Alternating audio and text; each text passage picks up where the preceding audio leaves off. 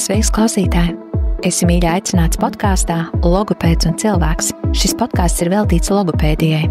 Uz sarunām tiks aicināti eksperti šīs nozares pārstāvji un cilvēki, kuri savā dzīvē ir saskārušies ar logopēdiju, un mēģināsim caur šīm sarunām atbildēt uz to, kas tad ir logopēdija, ko ietver sevī šī gana plašā, daudzšķautņainā nozare uz visiem šiem un daudziem citiem jautājumiem, kas ir būtiski mūsu dzīvē. Mēs mēģināsim atbildēt podkāstā Logopēds un cilvēks kopā ar Līgu, Dagniju un Aneti.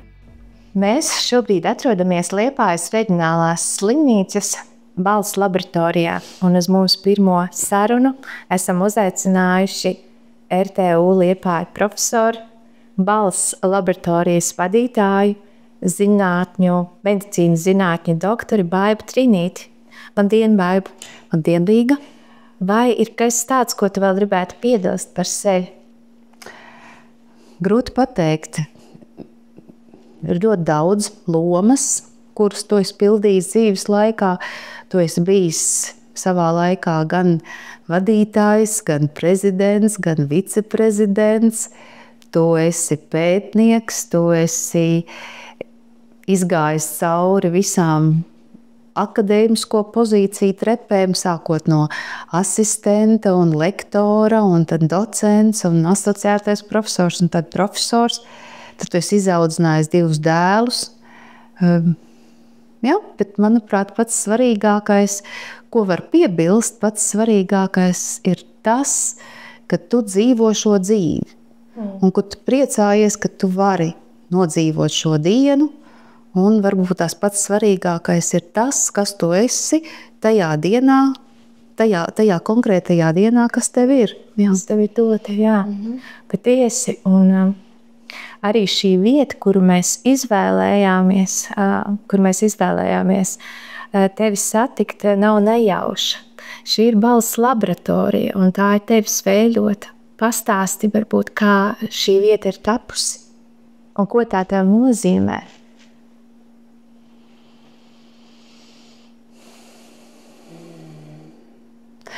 Laboratorija, tas ir tāds turpinājums tam, ko es darīju, un papildinājums tam, ko es tagad daru.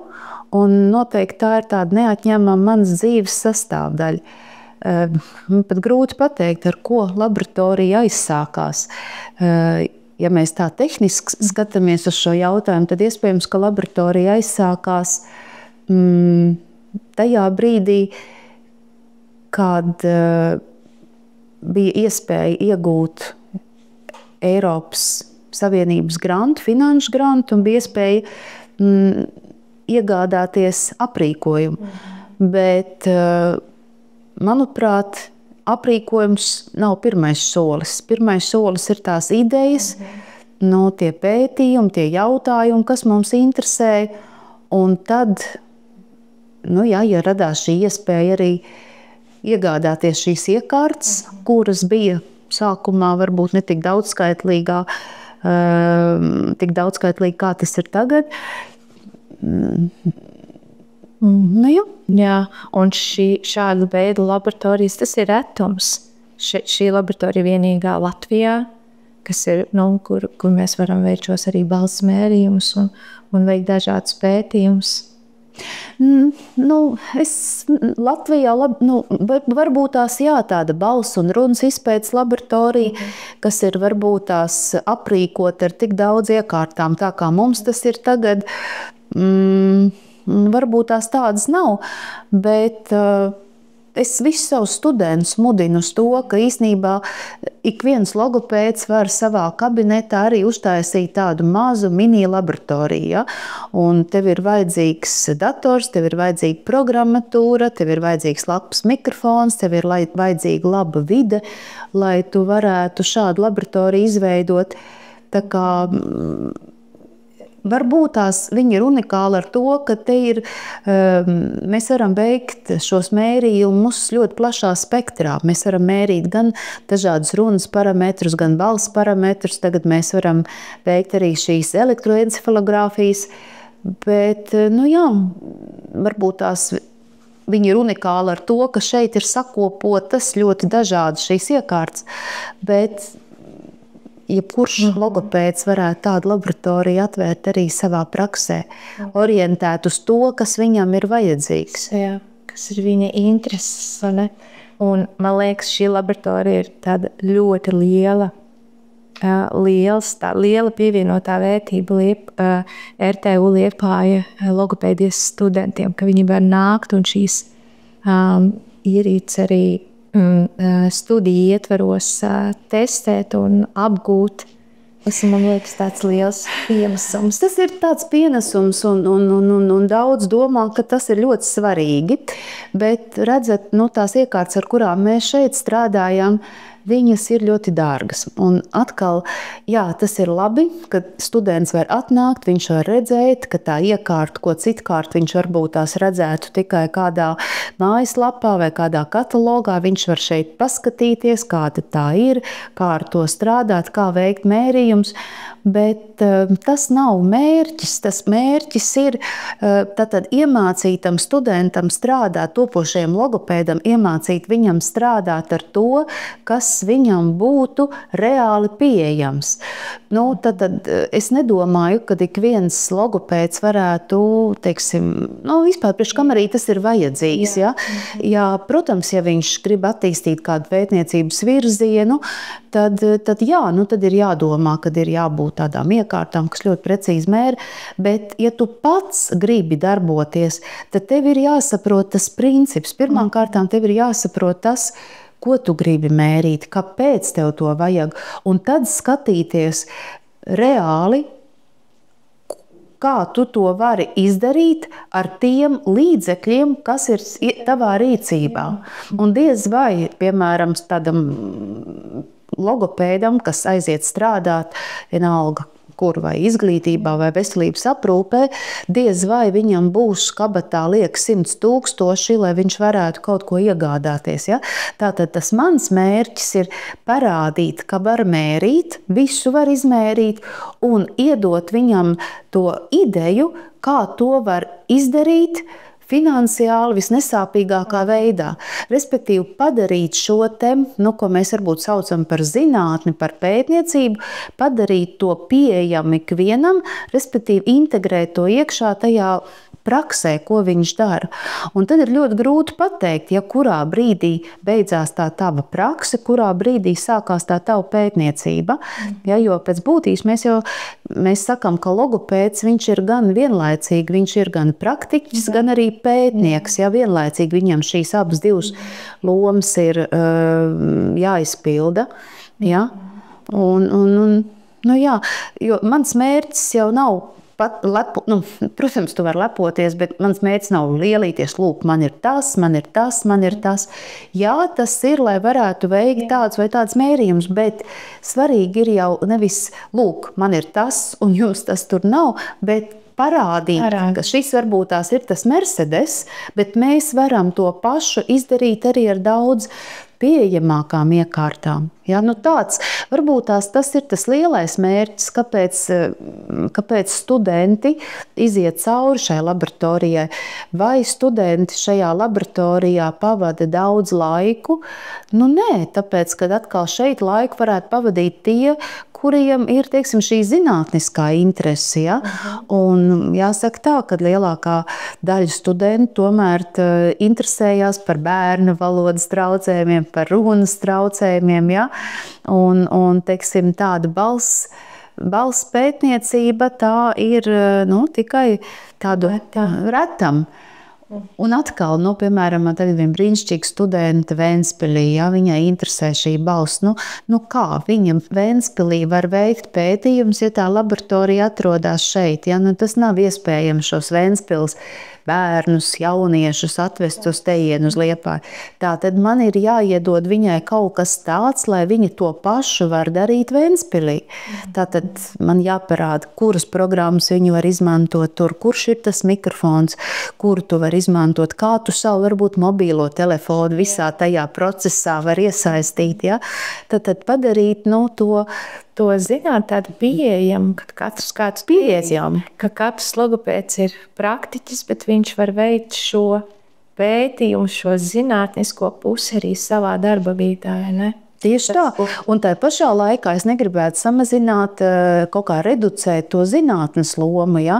Jo, piemēram, ja tu veic pētījumus, ja, un tad, ja tu veic pētījumus, tev ir kaut kāds mērķis, tev ir kaut kāds jautājums, ko tu gribi noskaidrot. Jā, un tas tieši man arī jautājums, ko es tev gribētu uzdot, ir, kāds ir tavuprāt šis zinātnes tāds pienesums logopēdijā, jo tu daudz darbojies tieši pētniecībā? Atkal, no kāda aspekta mēs skatāmies. Piemēram, ja mēs skatāmies no studenta aspekta, ja, tad studentiem studiju laikā ir jāspēr tie pirmie soļi pētniecībā. Ja, tad viņiem ir jāveic savu studiju darbu pētījumu, vēlāk viņam ir bakalaura darba pētījums jāveic. Un tas pienesums ir tāds, ka viņš mācās uzdot, teiksim tā, pienesums no studentu skatu punkta. Ja? Kāpēc viņam tas ir vajadzīgs? Viņam tas ir vajadzīgs ne jau tāpēc, ka viņš taisīs kaut kādu milzīgu zinātni, tagad būdams 2. vai 3. kursa students, bet viņam tas ir vajadzīgs tāpēc, lai viņš attīstītu sevī vērīgumu, lai viņš attīstītu sevī šo zinātkāri, lai viņš attīstītu sevī spēju uzdot jautājumu, kāpēc. Nevis šo jautājumu, kāpēc, noņemt no dienas kārtības, tāpēc, kad viņš ir varbūt tās neērts un liek izdarīt papildus kustības. Ja? Tātad no studentu perspektīvas es domāju, ka tas varētu attīstīt, teiksim, šī zinātne varētu attīstīt viņu kā pirmām kārtām kā personību un otrām kārtām arī kā profesionāli. Ja mēs runājam par pētniecību, tad kāds ir pienesums pētniecībai logopēdijā? Logopēdija nav ļoti sena zinātne. Ja mēs, teiksim, runājam par logopēdu profesiju, tad mēs varētu teikt, kaut kur 100 gadu plus mīnus mūsu profesijai varētu būt. Un šeit es nerunāju par logopēdu profesiju Latvijā, bet par logopēdu profesiju vispār. Bet tā pašā laikā cilvēku interese par runu valodu, kāpēc runa attīstās, kā tas tā nākās, ka cilvēks spēj izgūt vārdus, spēj saprast, kā tas tā nākās, ka kaut kāda traucējuma rezultātā cilvēks vairs nespēja runāt, nespēja komunicēt. Šie jautājumi izsens interesēja cilvēkus arī tad, kad tāda logopēda profesija vēl nemaz nebija. Un jāsaka tā, ka ir ļoti daudz jautājumi, kuri mūs interesē vēl joprojām. Un mēs nevaram teikt tā, uz kaut kādiem lieliem, fundamentāliem jautājumiem šīs atbildes ir atrasts. Jā, tās atbildes, kas ir atrasts, tās bija, teiksim, tādas pieņemamas tai laikā, kad tas jautājums tika atbildēts. Bet ir jāņem vērā tā laika īpatnības, tā laika raksturojums. Piemēram, 2. pasaules kara laikā smadzeņu pētniecība lielā mērā balstījās uz, teiksim, šiem karā gūtajiem ievainojumiem. Ja? Tad bija cilvēki ar ļoti specifiskiem lokāliem galvas smadzeņu ievainojumiem, un tad mēs skatījāmies. Mēs ne, bet tajā laikā tie zinātnieki, kas strādāja, viņi skatījās, lūk, šis ievainojums tajā vietā izraisa tādus simptomus, un tālāk, ko mēs no tā varam visu secināt un mācīties. Tagad mūsdienās ar šīm diagnosticējošām metodēm, radioloģiskām metodēm, magnētisko rezonanci, funkcionālo magnētisko rezonanci, PET izmeklējumiem, mēs varam varbūt tās pavērt šīs durvis, mēs varam pavērt mazākas durtiņas dziļāk iekšā kaut kur iespējams 50 gadus atpakaļ mēs pat nevarējām sapņot tur ieskatīties. Un līdz ar to mainās šie apstākļi, un mēs saprotam, ka jā, mēs ļoti daudz ko zinām, bet tajā pašā laikā mēs ļoti daudz ko nezinām. Un tad tev visu laiku gribās atbildēt uz šiem jautājumiem. Un arī, jā, ko tu arī minēji, kas man liekas ir svarīgi, kā logopēdam mums, īstenībā jau jebkuras profesijas pārstāvim, tev būt zināt kāram, izzināt, un ko tu arī teici, šīs pētniecība vai jau studiju gados veikt šos pētījumus, tas tev iemāca būt šim pētniekam ikdienā satiekot savu klientu, uzdot šos jautājumus, kāpēc, un varbūt meklēt šīs atbildes dziļāk. Tieši tā, un šī rakstura īpašība, vērīgums un zinātkāre, tās noder ne jau tikai, teiksim, profesionālā darbībā, bet viņas ļoti noder tev arī kā cilvēkam, ja? Kas tev varētu mudināt kaut kur aizbraukt, kaut ko redzēt, kaut ko noklausīties, kaut ko apskatīt vai savā zemē, vai kaut kur ārpus robežām. Tas, ka tu gribi uzzināt, tu gribi redzēt to izstādi, tu gribi aizbraukt uz to koncertu, tu gribi varbūt tās noklausīties tieši šo dzirdēt, kā tas dziedātājs, vai ne? Un tas varbūt tās ir tas motīvs, kāpēc varbūt tās tu nopērc biļeti, lai brauktu uz turieni vai turieni. Tāpēc, ka tev interesē tas, tev to gribās. Un, piemēram, strādājot ar pacientiem, kuriem ir iegūti valodas traucējumi pēc insultiem, ja, un tad bieži vien tie ir vecāku gadagājumu cilvēki, tu kaut kā mums ir vajadzīgs tās tēmas, par ko mēs runājam, jo, ja mēs strādājam ar valodas atjaunošanu, tad mums vienmēr ir vajadzīgas tādas, vispirms ir vajadzīga tēma, un tad mēs tajā tēmā liekam iekšā vārnus, vai ne? Un tu redzi, ka daudziem cilvēkiem šī zinātkāres, tā liesmiņa, viņi ir pa gadiem, viņi ir tik ļoti, ļoti tāda, varētu teikt, pusdzisusi, ja viņa tā aktīvi neliesmo, tad cilvēkam ir labi tā, kā ir. Ja? Un kā samierinājies savā ziņā ar kaut kādu esošo situāciju un zaudējot šo zinātkāri, arī tā liesmiņa. Jā, dziest. Un viņi dziest, un tad ir, teiksim, tie temati, par ko mēs varam runāt, par ēdieniem mēs varam runāt, mēs varam runāt par kaut kādām ikdienas lietām, mājas sadzīves lietām, ja? Un te pašā laikā tev ir tāda sajūta, ka tas cilvēks agrāk viņš tāds nebija, ka agrāk viņam tas interesē, un tas interešu loks ir bijis diezgan plašs, bet ar gadiem, grūti pateikt, kāpēc, bet ar gadiem tā liesmiņa dziest. Un tāpēc, manuprāt, ir ļoti svarīgi par šo runāt ar jauniem cilvēkiem, ar studentiem, jo jaunībā jau liekas, ka viss, kas tev ir, tas viss arī būs līdz mūža beigām, bet tā tas nenotiek. Visi fizioloģiskie procesi, teiksim, mainās nevis uz augšu, bet mainās uz leju. Īstenībā daudz kas mainās, un cilvēkam, kad viņš ir tajā jaunības, tajā pašā maksimumā, viņam ir jāsaprot, ka nevis vienkārši ir jādzīvo nost, bet viss tas, kas tev tagad ir, tās iespējas, viņas ir jāuztur. Un viņas ir jāuztur un jākopja. Jā, mēs Baida tevi arī izvēlējāmies par šo mūsu podkāstu pirmo viešņu. Tā izvēle bija ļoti apzināta, jo mēs uzskatām, ka tava balss Latvijas logopēdu kontekstā, viņa ir autoritāte tādā ļoti pozitīvā veidā. Un arī es pati, kā logopēdi, kā tava studente, varu teikt, ka tu esi mani iedvesmojusi veikt kādus soļus vai atbildēt uz taviem kaut kādiem piedāvājumiem ar jā.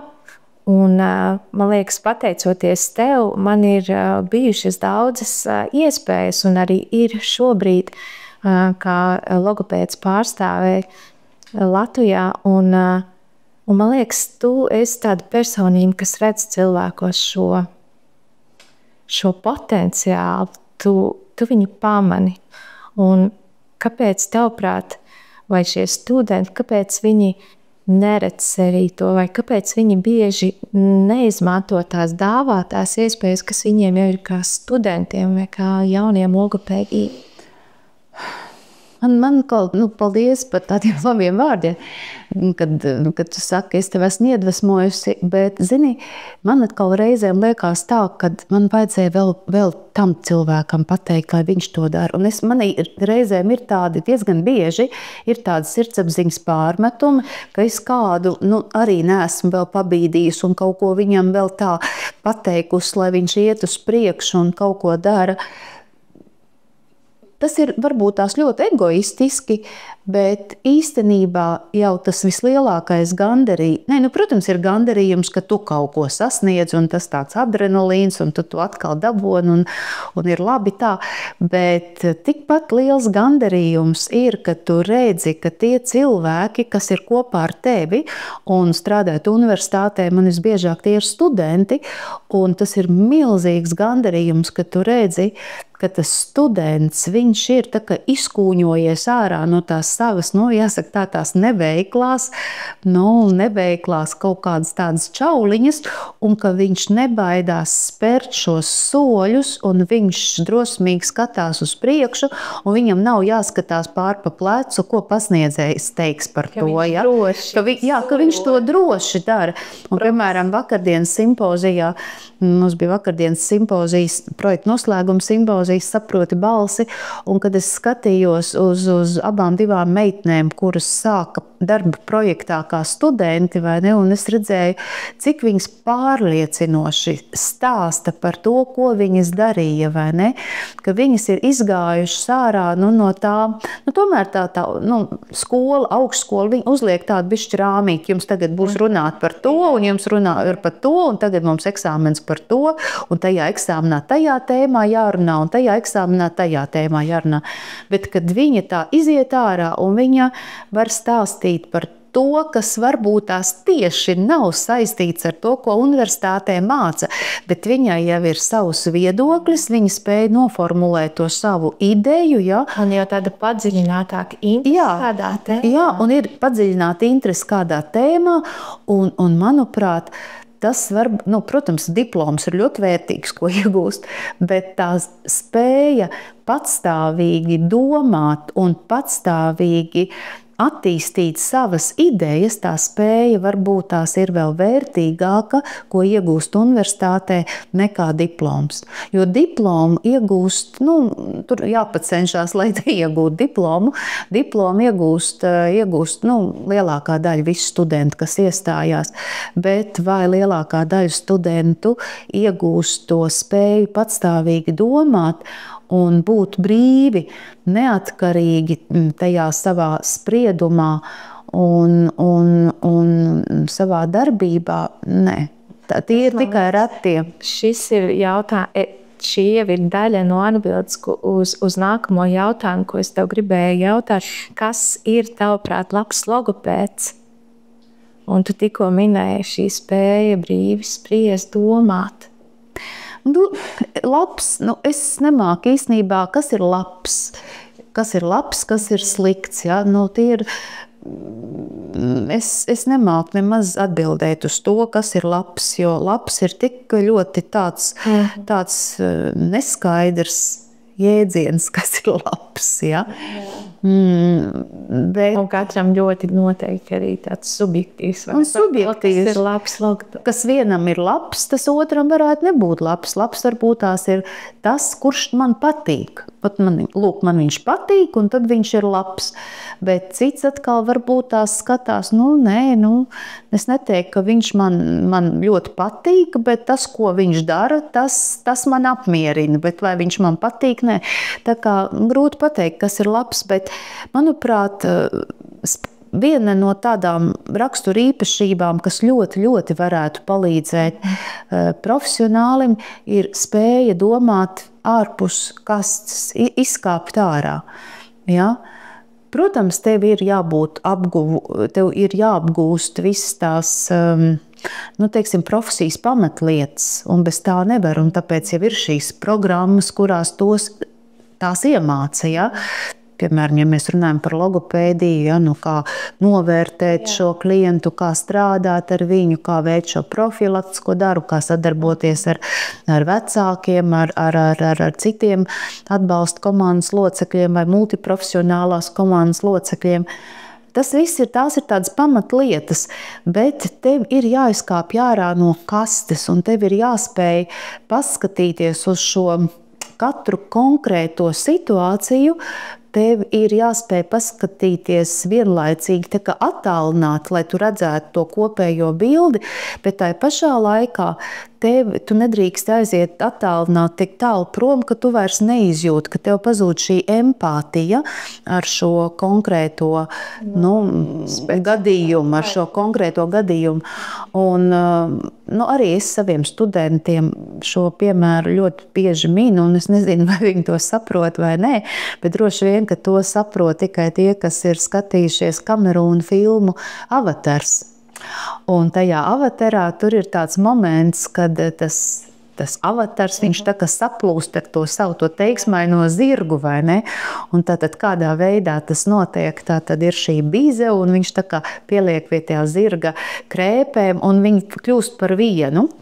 Un īstenībā, kad tu strādā ar pacientu, vai ar klientu, kad tu sāc ar viņu strādāt, tev arī ir jāsaplūst kopā, tev ir viņš jājūt. Varbūt to es kaut kā paņemu no, kad es strādāju ar balss traucējumiem, kad es strādāju ar šo cilvēku, tev ir jājūt tas cilvēks, tev ir jājūt tas, kādu skaņu viņš varētu veidot pēc sekundes, pēc 2 sekundēm, tev ir jādod viņam tā norāde, kā to vajadzētu darīt, un to tu vari izdarīt tikai tad, ja tu esi šeit, un tu esi tagad, un tu esi maksimāli fokusējies uz to, kas notiek.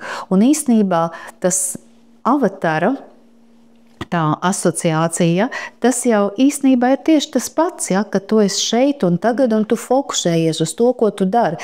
Tā kā tas iespējams ir labs logopēds, kas spēja redzēt šo situāciju kopumā, un viņš tajā pašā laikā spēja maksimāli fokusēties uz to nodarbību, vai es strādāju ar lielu, vai es strādāju ar mazu, vai es runāju ar vecākiem. Ja? Būt klātesoši, un ļoti būtiski, lai mēs pamanītu būtisko, lai saprastu šī traucējuma kaut kādu izcēlesmi. Es to arī esmu piedzīvojis savā darbā, kad tu esi klātsošs, tas klients, viņš jau tev parāda. Viņš atklāja visu, ja tu esi vērīgs. Viņš atklāja tev visu, un īstenībā tā korekcija vai tā iedarbība, viņa jau nevar būt tā. Tu nevar skatīties, tagad savā plānā, man tagad ir jādara tas. Labi, pēc plāna man būtu jādara tas, bet es jūtu, ka viņš nav gatavs tam. Tad, ja es tagad darbošos pēc sava super pareizā plāna, bet tas, uz ko es gribu iedarboties, viņš tam nav gatavs, tur nekas nesanāks. Tātad man ir jājūt viņš, man ir... Zinātniskā literatūrā to pieeju sauc par hibrīdu pieeju, ka es vadu un klients vada. Mēs tā kā sadarbojamies, es sekoju viņam, un kaut kādā brīdī viņš seko man. Es varu pilnībā tev piekrist šim, un tu minēji kā vienu no tādām iezīmēm logopēdam, tā kā domāt ārpus kastes, un tu esi brīnišķīgs piemērs tam. Un, kā es jau arī minēju, tāda iedvesma mums logopēdiem, jo tu esi ļoti daudz gadus vadījusi Latvijas logopēdu asociāciju un arī iztusi Latvijas vārdu Eiropas līmenī. Vai tu vari atminēties, cik gadi tev ir pagājuši kā Latvijas logopēdu asociācijas valdes priekšsēdētājai? Man ir tiešām grūti pateikt. Es neatceros cik gadus, bet tas ir kaut kur, tas varētu būt vairāk kā 10 gadi. Bet sākumā man liekas, es biju vienu termiņu, tad Gunto Zoliņu man nomainīja, un tad pēc tam man bija tas mans ilgais termiņš asociācijas vadītājas amatā. Un tu arī esi bijusi Eiropas logopēdu asociācijas viceprezidente. Saki, vai tā ir bijusi tava ambīcija, vai tas vienkārši nāca tev dzīvē kā piedāvājums, kuram tu piekriti, kuram tu atsaucies? Nē, tā nebija mana ambīcija. Man nekad nav bijis mērķis būt tajā amatā. Man nekad nav bijis mērķis būt Eiropas logopēdu asociācijas viceprezidentei. Bet es pat zinu, kā tas attīstījās. Man liekas, ir ļoti skaidrs tas, tā notikuma gaita, kāpēc beigās es tur biju. Un sākās ar to, ka mūs uzaicināja kā Latvijas logopēdu asociācija jau arī ļoti, ļoti daudzus gadus atpakaļ. Tas varēja 2000, kaut kur ap 2000. Gadu mūs uzaicināja pievienoties Eiropas logopēdu asociācijai. Un tad vienkārši, ko nozīmē pievienoties. Tātad sākumā mēs bijām kā novērotāji Eiropas logopēdu asociācijā, observer members, un tad vēlāk mēs kļuvām jau par īsteniem tiem biedriem, delegātiem mūsu asociācija. Un agrāk bija tā, ka bija 2 reizes gadā bija šīs sanāksmes. Tātad 2 reizes gadā tev bija jābrauc uz šīm sanāksmēm, kurās bija arī pārstāvji no citu Eiropu valstu logopēdu asociācijām. Un tad tajās sanāksmēs risināja tādus globālus jautājumus, kas varētu būt Eiropas logopēdu kopienai svarīgi.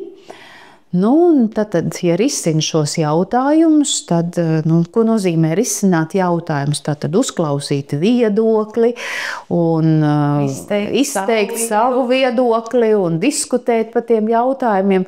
Un, ja es esmu aizbraukusi tur, tad man kā Latvijas logopēdu asociācijas pārstāvei arī ir viedoklis par dažādiem jautājumiem. Un es ar lielu interesi arī uzklausu, ko citi par to domā. Un galu galā, ja tu tur esi aizbraucis, tad tev ir jābūt tur aktīvam. Ja? Tad tu pārstāvi šajā profesionāļu kopienā, tu pārstāvi savu valsti. Un tev ir jāpārstāv savu valsts godam. Tu nevari tur stāvēt stūrītī un tikai skatīties, ko citi dara. Ja? Un pirmais, ko es redzēju, ka mēs absolūti neesam sliktāki. Pirmais varbūt tās, kas iedod to pārliecību tev, ka labi, es esmu vienlīdz svarīgs pie galda, vai ne? Tas, ka mēs neesam sliktāki, mums katram ir savu tradīciju vēsturiskā, ja varbūt mums katram ir savu sistēmu, kā tā logopēdija ir organizēta valstī, bet mēs neesam sliktāki, mēs domājam, mums ir pareizās vērtības, tādas pašas kā viņiem, mēs domājam vienā virzienā, vieniem varbūt vairāk naudu, vieniem ir mazāk naudu, bet mēs neesam sliktāki. Lūk, un tad, kad tu to tā redzi, ka tu neesi sliktāks un kad, tad tu aktīvi piedalies tajās diskusijās. Un tad, kad man uzaicināja, pirmo reizi, kad man uzaicināja ieņemt šo viceprezidents amatu, es atteicu, tāpēc, kad man bija jāpabeidz mana doktora disertācija. Un es sapratu, kad ja tā laikā es to pieņemšu, tad es nemāku strādāt pa pusēji. Tad, ja es kaut ko daru, tad man ir par visiem 100% tas jādara. Un tur bija risks, ka es varētu novirzīties no tā kursa, kas saucās disertācijas aizstāvēšana. Un tad pirmajā reizē es atteicu, bet tajā pašā laikā es biju Latvijas pārstāvs tajā asociācijā, un es turpināju izteikt savus viedokļus, un man bija tie viedokļi. Un tad man uzaicināja otrajā reizē startēt uz to amatu, un mums bija vēlēšanas, un mēs bijām 2 kandidāti uz šo amatu. Un tad viss ģenerāla asambleja, tad viss valsts balso par vienu vai par otru kandidātu, un acīm redzot, mani novērtēja tajā laikā, un ģenerāla asambleja ievēlēja mani.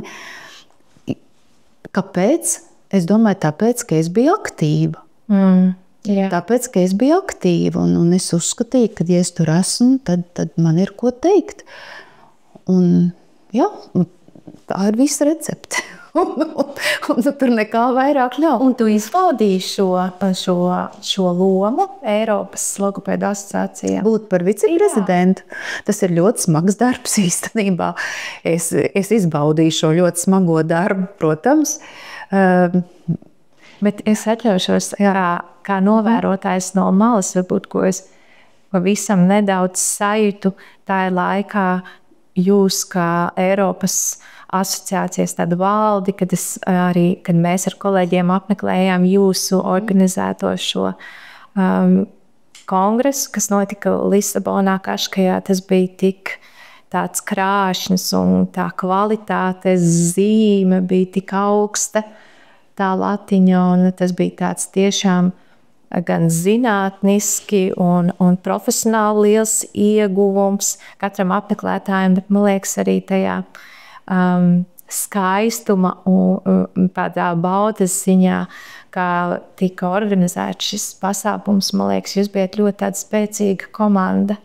Nu jā, īstenībā mans kā viceprezidenta pienākumi bija zinātnisko kongresu organizēšana un, teiksim, šī zinātnes platformas attīstīšana Eiropā. Un es organizēju 2 kongresus. Man bija 2015. gadā Florencē, Itālijā bija kongress, un tad otrais bija 2018. gadā Kaškajā, kas ir 30 km no Lisabonas, Portugālē. Komanda. Mēs, un varbūt tās tāpēc arī šos kongresus atcerās cilvēki, ne jau tāpēc, ka es viņus veidoju, ka es biju tas galvenais par to, ka kongresu, kas es skaitījos zinātniskās komitejas priekšsēdētā, bet tāpēc, ka mēs bijām komanda. Un ko nozīmē komanda? Mēs bijām uz viena viļņa. Mums bija atkal jārunā par vērtībām, mums bija vienādas vērtības.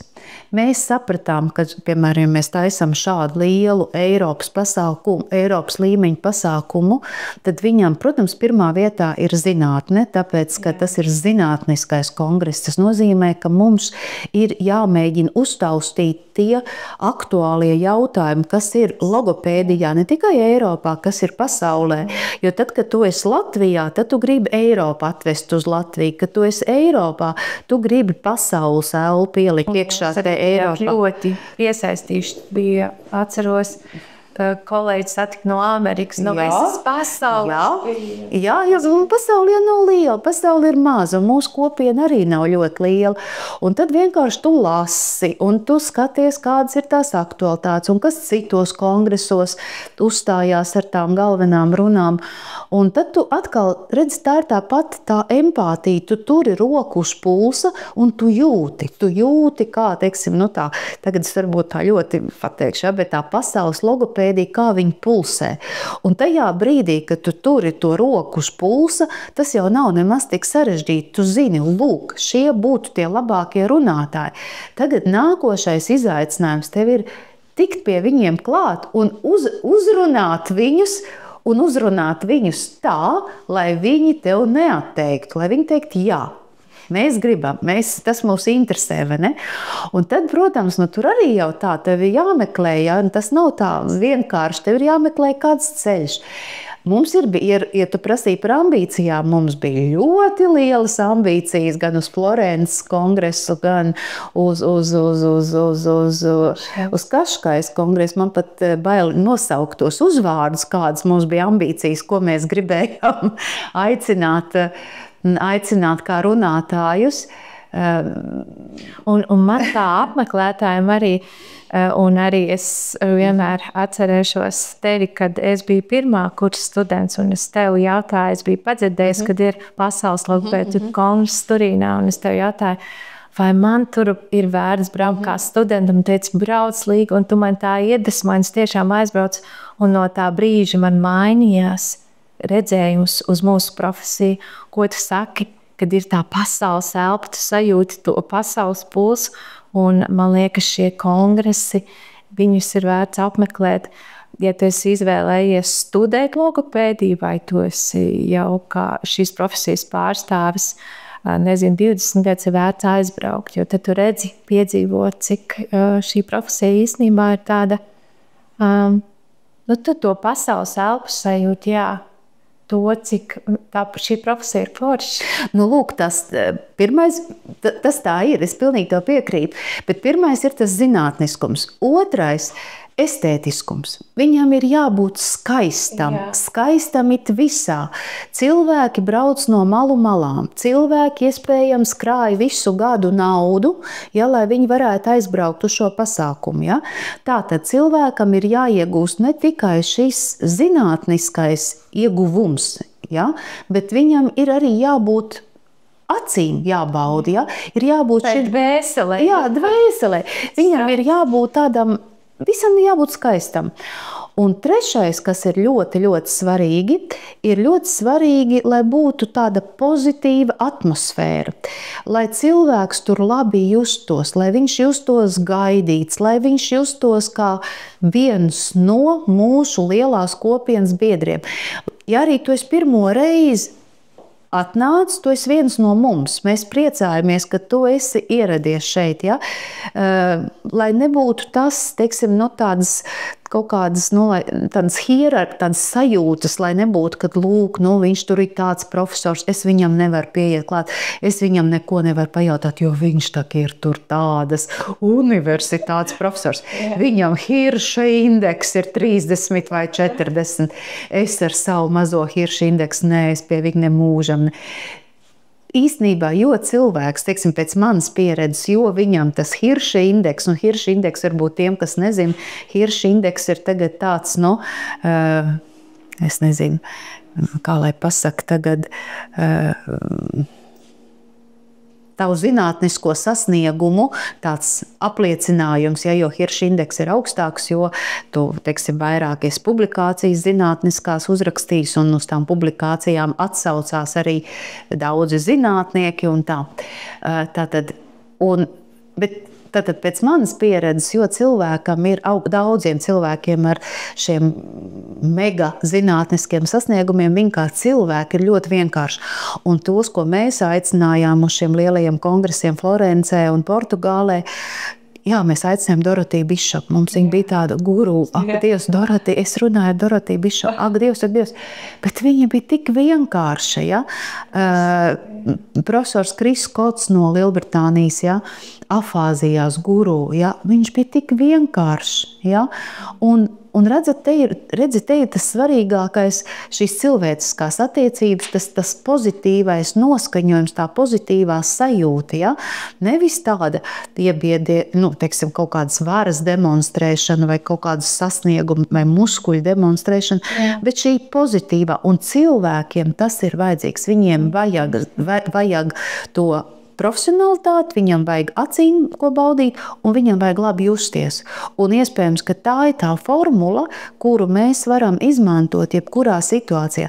Vai tas ir kongress, vai tā ir studiju programma, vai tas ir darbs grupā, vai tas ir darba kolektīvs, vai tas ir darba vide. Darba vidē, Jā, tās kvalitātes ir ļoti, ļoti būtiskas, un par to ir būtiski mums domāt. Un redz, arī tu minēji, ka šajos kongresos mūsu profesija ir plaša, un tu esi izvēlējusies vairāk tieši pētīt balsi, strādāt ar balss traucējumiem. Kāpēc šāda izvēle? Tāpēc, ka balss ir ļoti interesanta joma. Protams, mums ir jāpārzina balss anatomija un balss mehānismi, bet tā pašā laikā ir ļoti interesantā joma, ko mēs saucam par balss lietojumu.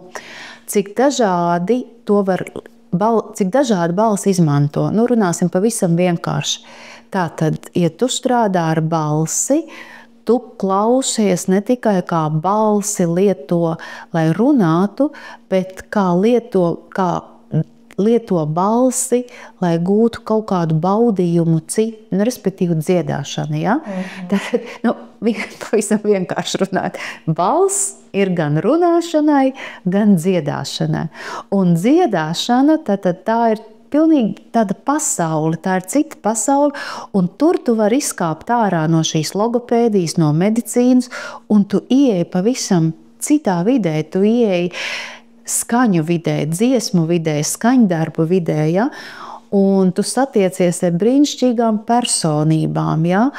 Kuri dziedātāji, aktieri, un tev paverās atkal jaunas durvis uz jaunu tādu telpu, kurā tu nekad neesi bijis, un mums cilvēkiem jau vienmēr, teiksim tā,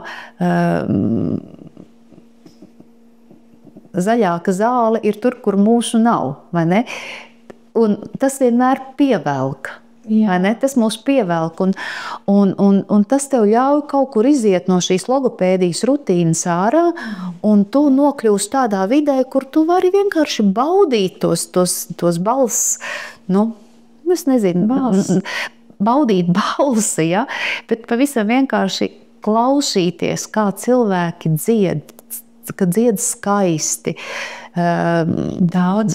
daudzveidīgi, ja? Krāšņi ir patiesībā cilvēka balss.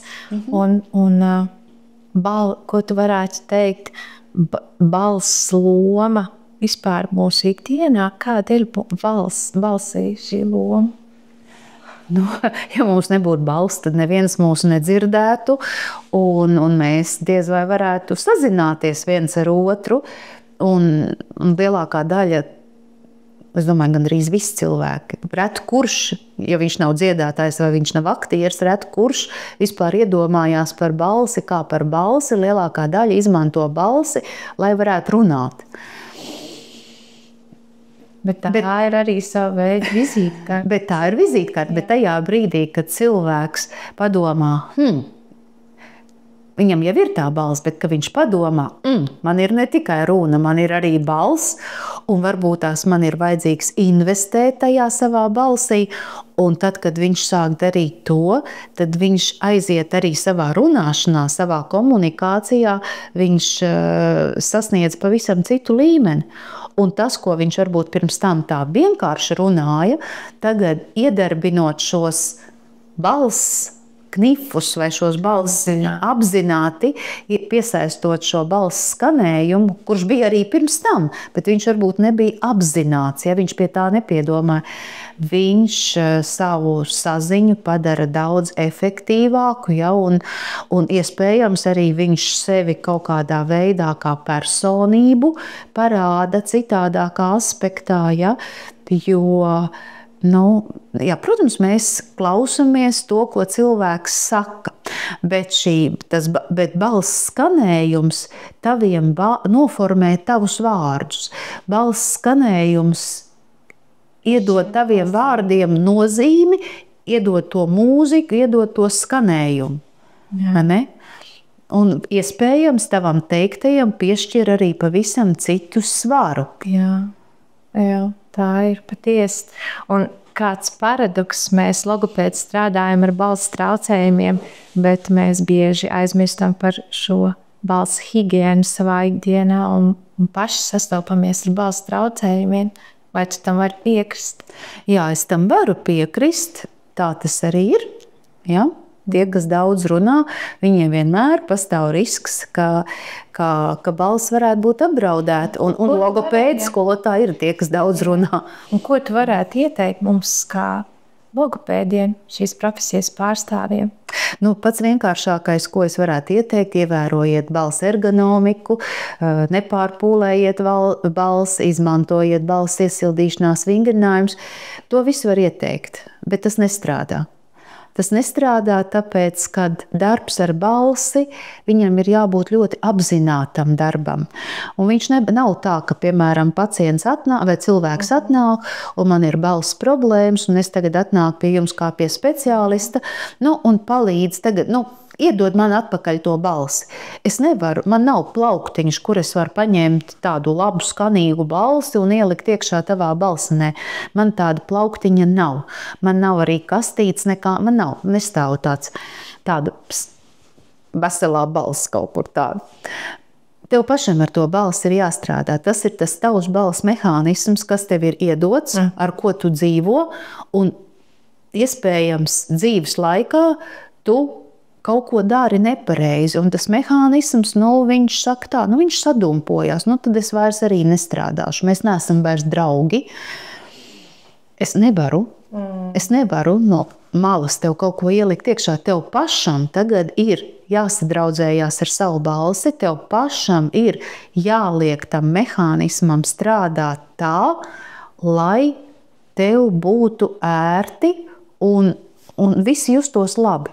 Tātad, lai tu iespējams kaut kas jāmaina tajā. Tu nevari vairs darīt. Tev ir jāmaina. Es varu tikai būt kā tāds virziena rādītājs. Es tev varu dot gudrus padomus. Es tev varu teikt, lūk, tagad dari tā vai tagad dari tā. Es varu pievērst tavu uzmanību. Bet tev pašam ir jādarbojās ar to. Un kas ir svarīgi, tev ir jāiemācās veidot šo balsi. Respektīvi, tev ir jāaiziet atpakaļ pie tā, kā tu veidoji to balsi, kad tu sāki lietot viņu, kad tu biji mazs bērns. Tā kā tev Dieviņš ir licis to darīt. Ja? Vienkārši mēs daudzas lietas iemācāmies darīt nepareizi, un tad mēs to nepareizo modeli mēs pieņemam kā esošo. Un mums ir iespējams jāatgriežas atpakaļ pie saknēm. Un ir ļoti grūti, tas nav vienkārši. Tas nav vienkārši. Bet, lai to varētu izdarīt, tas ir jādara pašam cilvēkam. Tas nozīmē, ka viņam ir jāatrod laiks, kad es nevis atnākšu pēc tā plākstera, kas saucās jauna balss, vai pēc tās ripas, ko es tev uzlikšu uz mēles, un tu norīsi, un tā balss būs, bet tev ir jāatrod laiks, kad tu esi gatavs strādāt ar sevi. Ļoti daudziem balss profesiju pārstāvjiem ir nepieciešams uzlabot balss skanējumu, tā maigi sakot, lai mēs neteiktu novērst vieglus balss traucējumus. Ja? Bet viņiem viņiem arī ir vēlme. Viņiem ir vēlme, es gribu, lai mana balss skan labāk. Lūdzu, vai tu esi tagad gatavs veltīt laiku sev vienīgajam? Ja? Vai tu vari atrast to laiku? Nē, tagad es nevaru, man tur tagad ir tas, man ir ļoti saspringts grafiks. Es nevarēšu, es varbūt varu izrauties uz pusstundu. Es tagad izraušos, es te tagad vingrinājumus pildīšu tos.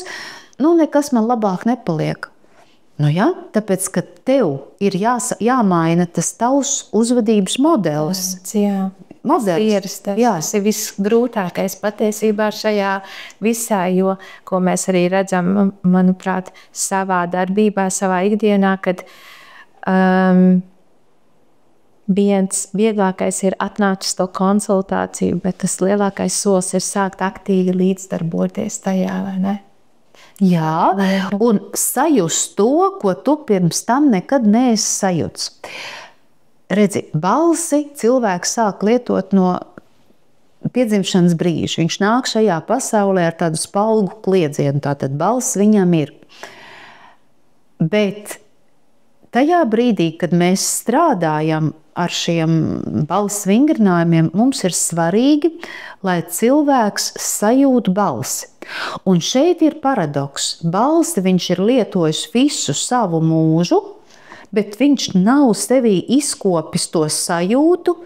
Es sajūtu, kā man balss skan, kur man balss skan, vai viņa man skan šeit kaklā, vai man balss skan rezonatoros. Ja? Jā, man ir balss. Kurā vietā viņa tev ir? Man viņa te ir. Bet kur? Tagad ieklausies sevi, ieklausies savā ķermenī un mēģini sajust to. Un tas īstenībā ir pirmais solis, ar ko mēs vispār sākam. Un tas ir tas paradoks. Lieta, ar kuru tu visu mūžu, ja tā mēs varam teikt par balsi, lieta, ar kuru tu visu mūžu dzīvojis, tu īsti viņu neapzinies. Un šeit pilnīgi pretēji, atkal pretēja situācija varētu būt ar dziedātājiem, kuriem ir bijuši šie vokālie, viņi ir mācījušies vokāli, ja?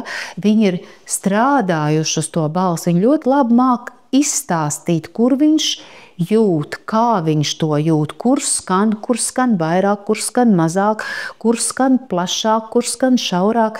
īstenībā viņi runā pavisam citādākos vārdos, viņi runā pilnīgi no citas grāmatas, varētu teiksim tā teikt, ja? Ka no citas grāmatas viņi runā. Bet tad, kad mēs strādājam ar cilvēku, kurš kaut ko grib mainīt savā balsī, viņam arī ir jāiekāp šīs grāmatas lapusēs un uz sajūtām vispirms. Un ja cilvēkam nav laika un nav fokus, viņš nespēja to sajust. Viņš atnāca pēc pakalpojuma. Jā, un tajā nekas nemainīsies. Jā. Viņam laiks ir vajadzīgs. Jā, Baiba, un šī saruna mums jāvirza uz noslēgumu, un man arī gribas teikt tev paldies tādā filozofiskā aspektā, runājot par balsi. Paldies tev par tavu balsi. Tiešām Latvijas logopēdijā un tas, ko tu esi izdarījusi, ir, man liekas, vairāk kā vairāk. Un mums atliek tikai to turpināt, un tu esi iedvesmam noteikti man, kā logopēdei, un arī ļoti daudziem. Un varbūt kāds novēlējums mums un skatītājiem, kas šo klausās. Ir jāgrib, ir jāzina, ko grib. Ir jāzina, ko grib, ir jāzina, ko grib sasniegt.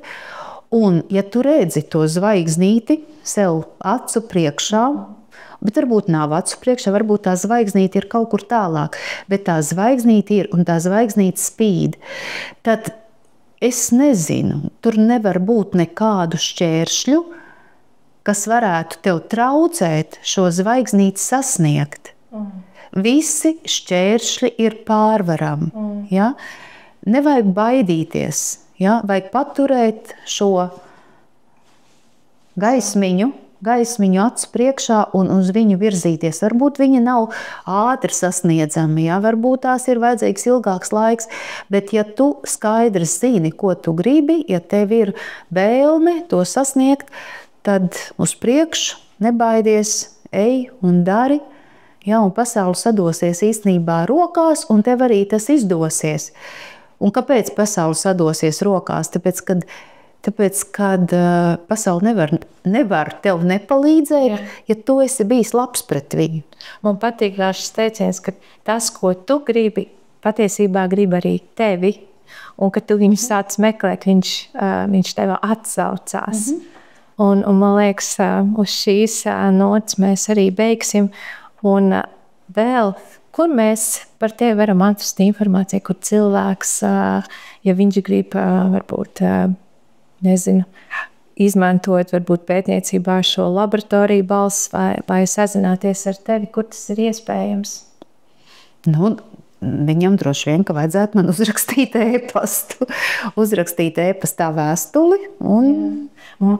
Balss laboratorijai ir arī mājaslapa. Jā, Balss laboratorijai ir arī mājaslapa voice.liepu.lv. Un varbūt 3 vārdus par to nosaukumu. Mēs sākumā domājām, kad mēs iziesim tādos starptautiskos ūdeņos, bet tad mēs sapratām, ka dod Dievs mums šeit Latvijas ūdeņos noturēties, un tāpēc tas ir Voice. Ja? Bet tā lapa tāda ir, mēs nevaram viņu vairāk mainīt. Liepu, tāpēc, kad mēs kādreiz bijām Liepājas universitāte, tagad mēs esam Rīgas Tehniskās universitātes, Liepājas akadēmija. Bet nosaukumā ir, teiksim, nosaukums ir tāds, kāds ir voice.liepu.lv. Paldies tev, Baiba, milzīgs par šo laiku, ko veltīji šai sarunai, un uz tikšanos kādā kongresā vai mūsu rīkotajās konferencēs. Jā, un paldies par jautājumiem. Paldies!